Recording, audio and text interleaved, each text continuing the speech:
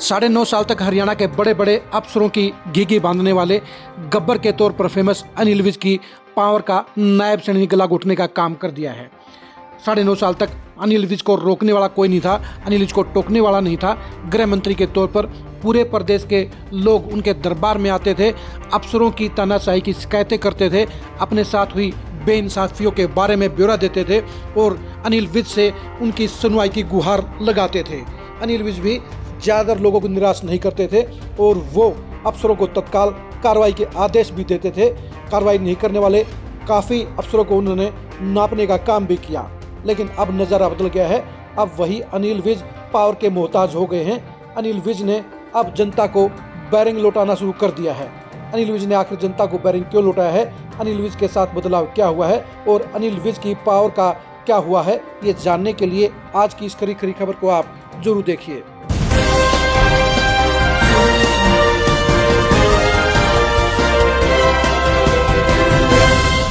मनोहर लाल खट्टर की सरकार में 9.5 साल तक अनिल विज से कोई भी पंगा नहीं लेता था।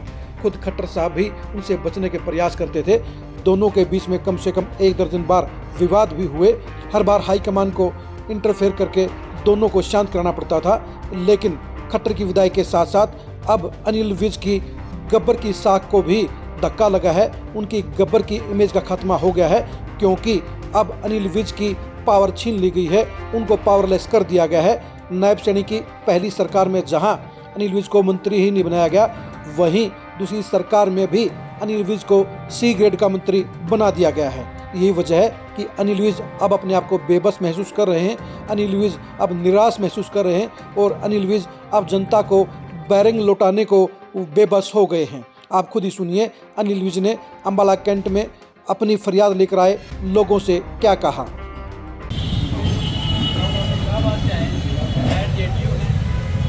मैंने बाढ़ की समस्या सुननी बंद कर दी। आप जाओ मुख्यमंत्री, ठीक है ना, वो सुन रहे हैं साहब, उनको जाके बताओ। मैंने बंद कर दिया, मैं अपने हल्के की सुनता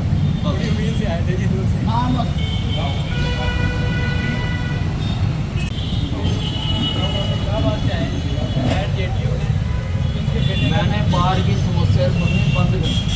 आप जाओ मुख्यमंत्री, ठीक है ना, वो सुन रहे हैं साहब, उनको जाके बताओ। मैंने बंद कर दिया, मैं अपने हल्के की सुनता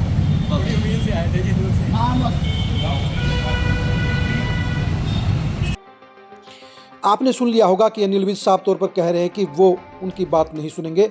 उन्हें अब अपनी बातें मुख्यमंत्री नायब सैनी के सामने रखनी चाहिए, क्योंकि नायब सैनी सबकी बातें सुन रहे हैं, कार्रवाई भी कर रहे हैं। अब वो अम्बाला कैंट से बाहर की किसी भी व्यक्ति को इस समस्या नहीं सुनेंगे। अब वो इस मामले में अपना दरवाज़ा बंद कर रहे हैं।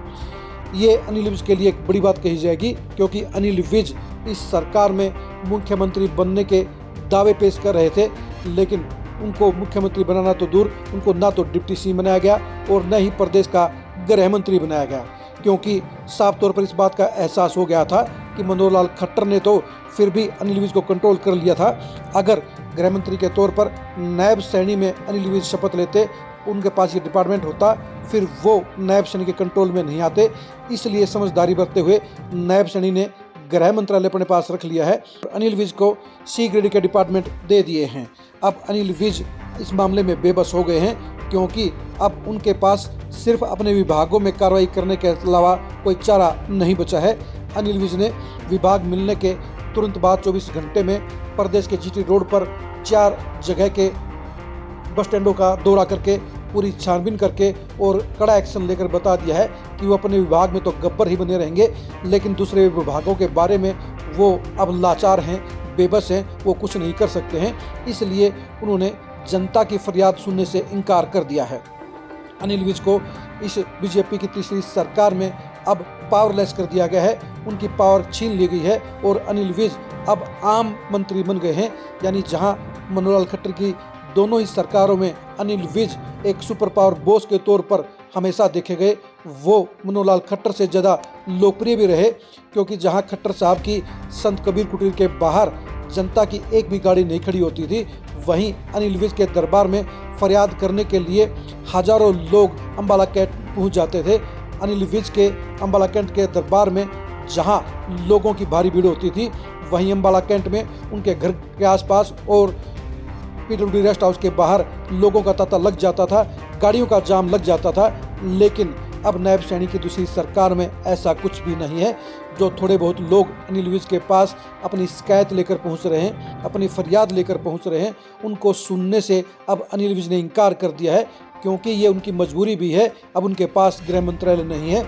गृह मंत्री के तौर पर अनिल विज के पास एक बड़ी पावर थी, उनके पास पुलिस विभाग से जुड़ी हुई काफ़ी सारी शिकायतें निपटाने की ताकत भी थी, पावर भी थी। लेकिन अब परिवहन मंत्री के तौर पर उनके पास ऐसा कुछ भी पावर सेंटर नहीं है जिसके बलबूते पर वो आम नागरिकों की समस्याओं का निपटारा कर सके।